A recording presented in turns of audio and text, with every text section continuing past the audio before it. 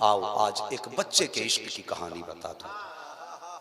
तवज्जो है, सारे सुनने बैठे हैं ना, जरा सारे कह दें या रसूल अल्लाह। हाँ, गुंबदे खजरा है, सुनहरी जालियां हैं, छोटा सा बच्चा है, यूं हाथ बांध के खड़ा है और रो के कहता महबूब मैं तेरा मेहमान हूं, आज 3 दिन हो गए मैंने खाना नहीं खाया,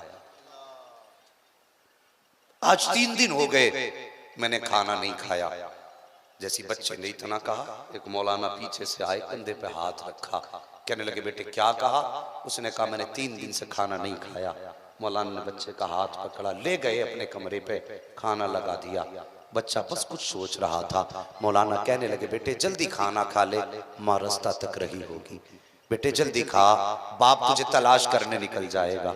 बच्चे की आंख में आंसू आ गए, रो के कहने लगा हजरत माएँ उनकी इंतजार करती हैं जिनके सर पे ममता का आंचल होता है, बाप उनके रास्ता तका करते हैं जिनके सर पे बाप की शफकतों का हाथ होता है। कहने लगा हजरत मेरा तो बाप भी नहीं है, मेरी माँ भी नहीं, मैं यतीम हूँ। इतना मौलाना ने सुना, आंखें नीची करके कहने लगे बेटे कहाँ का रहने वाला है, किस खानदान से ताल्लुक रखता है? बच्चे ने कहा था हजरत मुझे सैयद कहा जाता है, मैं नबी के खानदान से ताल्लुक रखता हूँ। जैसे इतनी बात बच्चे ने कही थी, मौलाना की आंखों में आंसू आ गए। कहने लगे बेटे अगर तू चाहे तो ऐसा कर हमारे शहर चलना। बच्चा कहने लगा क्या मिलेगा शहर में? मौलाना कहने लगे तू नबी की औलाद में से है, जब हमारे शहर जाएगा ना हमारे शहर वाले तुझे कांधे पे बैठाएंगे, चलने के लिए आलीशान गाड़ियां होंगी, रहने के लिए आला मकान होंगे, बेहतरीन बंगले होंगे, आज बेहतर से बेहतर खाना दिया जाएगा। बच्चे के हाथ में लुकमा है और साकिब 3 दिन की भूख बच्चे की थी। अगर 3 दिन की भूख के बाद किसी के आगे सूखी रोटी डाल दो तो दुनिया भौंकती रहे वो नहीं सुनेगा, बल्कि सीधी रोटी को मुंह के अंदर लाएगा। मगर कुर्बान जाओ बच्चे की मोहब्बत पर। जैसी मौलाना ने शहर छोड़ने की बात की थी, बच्चे ने लुकमा हाथ में रखा है। मौलाना कहने लगे बेटा हमारे शहर चलेगा? बच्चा कहने लगा मौलाना क्या क्या मिलेगा? आपके शहर में मकान भी मिलेगा? कहा हाँ मिलेगा। गाड़ी भी मिलेगी? कहा हाँ मिलेगी। बंगला भी मिलेगा? हाँ मिलेगा। लोग इज्जत से नवाजेंगे? हाँ इज्जतों से नवाजेंगे। जब इतना बच्चे ने सुना है, मौलाना का हाथ पकड़ा है, लुकमा वहीं छोड़ दिया है और सीधा लाया मेरे नबी के गुंबदे खजरा के सामने और ला के खड़ा करके कहता है मौलाना अब जरा मेरी बात का जवाब दीजिए। हाँ बेटे बोलो क्या बात है? अब जरा तवज्जो से सुनना, कोई आशिक चुप नहीं बैठेगा। बात बड़ी दर्द भरी बच्चे ने कही थी। बच्चे ने कहा था मौलाना क्या आपके शहर में गाड़ी मिलेगी? कहा हाँ मिलेगी। रहने को बंगला भी मिलेगा? हाँ मिलेगा। लोग इज्जतें भी देंगे? हाँ इज्जतें भी देंगे। अच्छा खाना भी खिलाएंगे? हाँ अच्छा खाना भी खिलाएंगे। जैसे इतना कहा मौलाना सब कुछ मिलेगा? हाँ सब कुछ मिलेगा। तब बच्चे ने उंगली उठाई मुस्तफा के गुंबदे खजरा की तरफ और कहा था मौलाना सब कुछ मिलेगा, क्या नबी का गुंबदे खजरा भी मिलेगा? सब कुछ मिलेगा, क्या नबी का मजार भी मिलेगा? मौलाना तड़प गए, कहने लगे बेटा सब कुछ मिलेगा, गुंबदे खजरा ना मिलेगा। तो बच्चे ने कहा था मौलाना तुमको तुम्हारा शहर मुबारक हो, मुझे मुस्तफा का शहर मदीना मुबारक है। पता ये है कि मैं खाने के बगैर जी सकता हूँ, पानी के बगैर जी सकता हूँ, रोटी के बगैर जी सकता हूँ, गाड़ी के बगैर जी सकता हूँ, बंगले के बगैर जी सकता हूँ, मगर मौलाना मैं मुस्तफा के मदीने के बगैर नहीं जी सकता। बस्ती बस्ती करिया करिया कौन बड़ा मेहमान है काबा?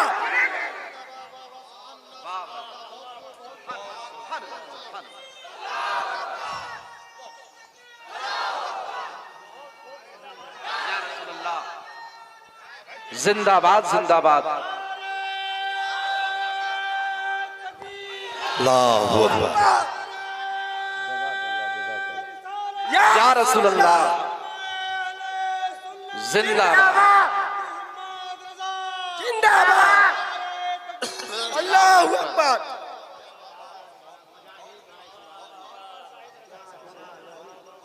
हाँ साहिब जमाल तैबा है, लोगों के पेट में दर्द उठ जाता है। मदीना जा रहे हो, आला हजरत फरमाते काबे का नाम तक ही न लिया, तैबा ही कहा।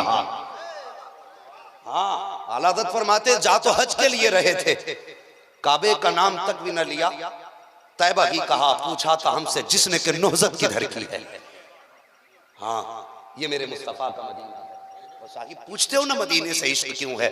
तुझे बताऊं मेरे मुस्तफा का मदीना वो शहर है जिसकी बुनियाद ही इश्क पे रखी गई है।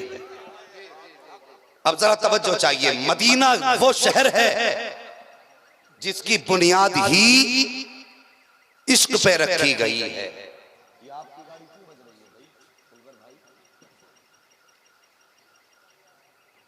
हाँ तवज्जो करें, गाड़ी दिलबर भाई की है, उसे भी शायद इश्क हो गया है मदीने से। माशाल्लाह ये खुद दिलबर हैं।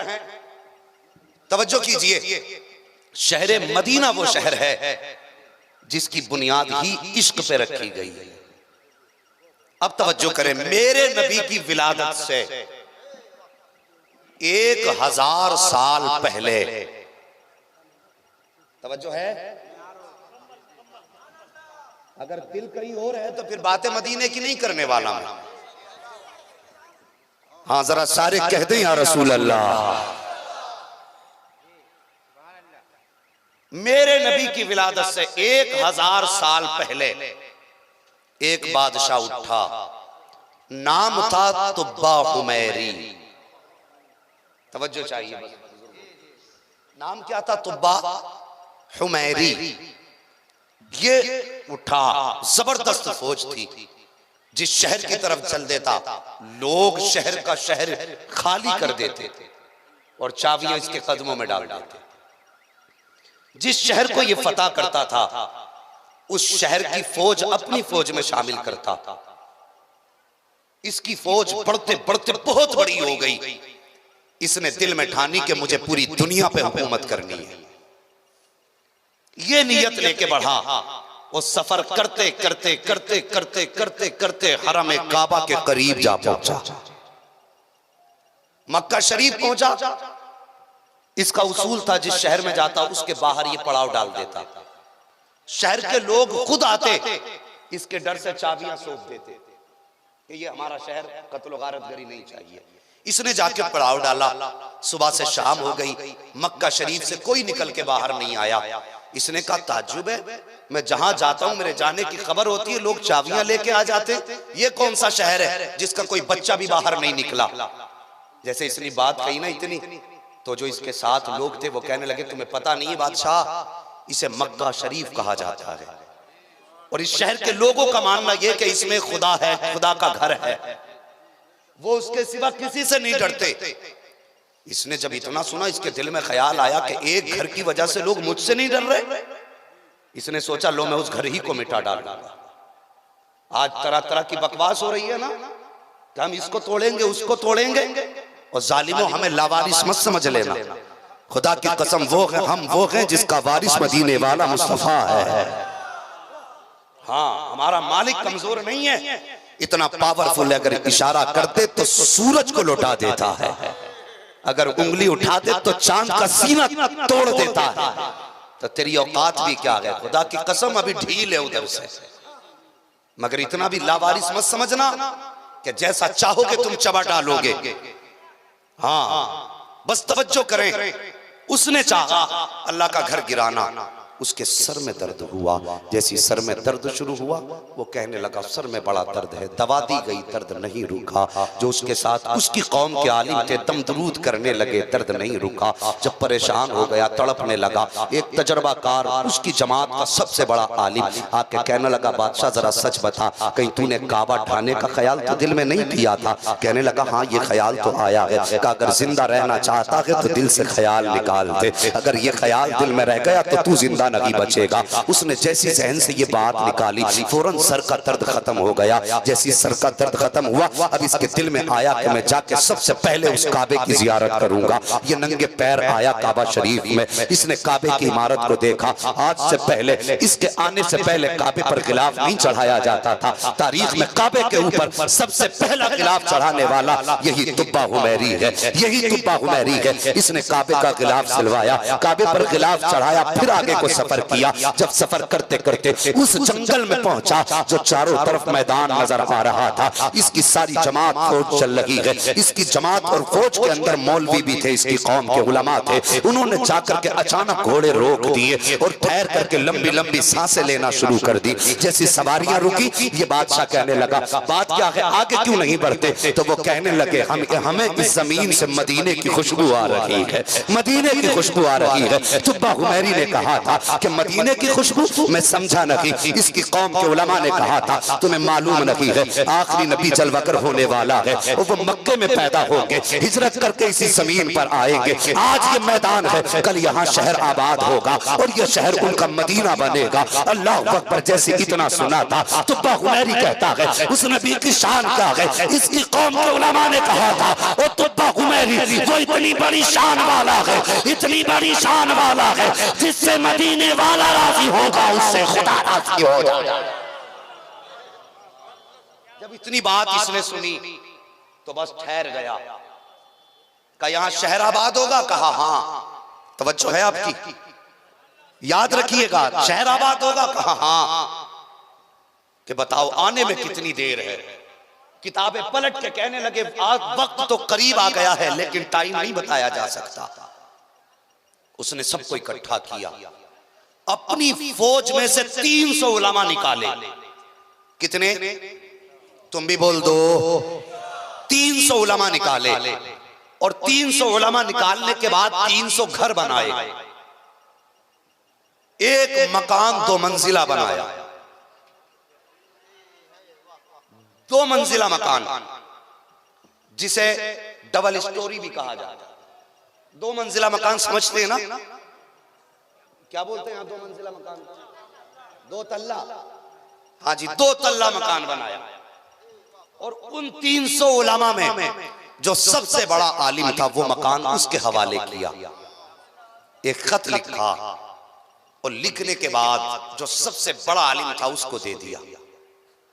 तवज्जो कीजिए, जो सबसे बड़ा आलिम था वो खत उसके हवाले कर दिया और 2 मंजिला मकान बना के उसने कहा सुनो ये मकान मैंने आखिरी पैगंबर के लिए बना दिया है। जब वो हिजरत करके आएंगे ये मकान उनका होगा। ये मदीना शहर आबाद हो रहा है। 300 घर बनाए गए, 300 उलमा रखे गए हैं, 300 उलमा उन घरों में रहे हैं। उसके बाद ये इंतजार करता रहा, इंतजार करता रहा, तबीयत इसकी बिगड़ने लगी। इसने खत लिखा और लिखने के बाद सबसे बड़े आलिम के हवाले किया और कहा था लो अगर मेरे बाद तुम मुस्तफा का जमाना पा जाओ तो ये खत मुस्तफा के हवाले कर देना। अगर तुम न पा सको तो ये खत अपनी औलाद के हवाले कर देना। अगर वो भी मुस्तफा का जमाना न पाए तो वो अपनी औलाद के हवाले कर दे। अल्लाह अकबर। ये खत चलते चलते अब चला है वहां से तुब्बा हुमैरी का तो इंतकाल हो जाता है। अब ये खत चल रहा है 1000 साल पहले से। इधर देखो मेरा नबी मक्के की जमीन पे जलवगर हुआ है, ऐलान नबुव्वत फरमाया है, दीन की रोशनी मक्के से निकलकर शहर मदीना आई है।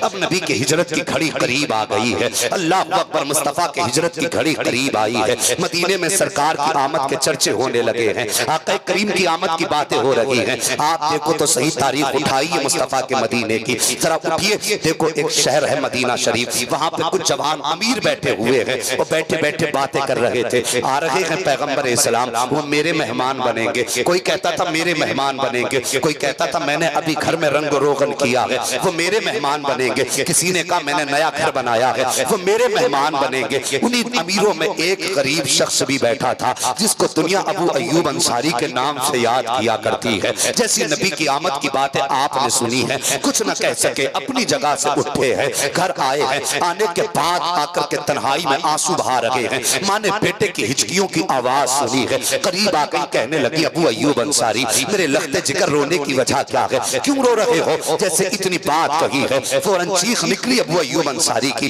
रो के कहते हैं माँ सुना है आखिरी पैगंबर मदीने में आने वाले हैं। ए माँ मेरी ख्वाहिश थी काश वो हमारे घर के मेहमान बन जाते, काश वो हमारे घर आ जाते। माँ ने कहा बेटे परेशान क्यों होता है, वो हमारे घर भी आ जाएंगे। अबू अय्यूब अंसारी ने कहा था ए माँ मैंने अमीरों को बातें करते सुना है, कोई कहता था ये मेरे मेहमान बनेंगे, कोई कहता है मेरे मेहमान बनेंगे। ए माँ हम तो गरीब हैं, वो हमारे कैसे मेहमान बनेंगे? माँ ने इतना सुना आंखें बरसी, बेटे को उठा के बाल्टी दी, फरमाया जाओ पानी लेकर के आओ। जैसे अबू अय्यूब अंसारी पानी लेकर के आए हैं, माँ ने घर के अंदर छिड़काव किया है, झाड़ू लगाई है और उसके बाद कहती है बेटे आ मैं मुसल्ला बिछा रही हूँ। अल्लाह अकबर। माँ ने मुसल्ला बिछाया है। अबू अय्यूब अंसारी माँ के पास बैठ जाते हैं और यूं माँ के हाथ उठे हैं, रो के कहती है ए मेरे परवरदिगार हम गरीब जरूर हैं लेकिन तेरे महबूब से हम मोहब्बत किया करते हैं। ए मेरे परवरदिगार आज मेरा बेटा तेरे महबूब के इश्क में आंसू बहा रहा है। अल्लाह अल्लाह अकबर। मुफस्सिरीन फरमाते हैं जितना नबी की आमद का इंतजार कर रहे थे वो सब के सब नबी से प्यार करते हैं,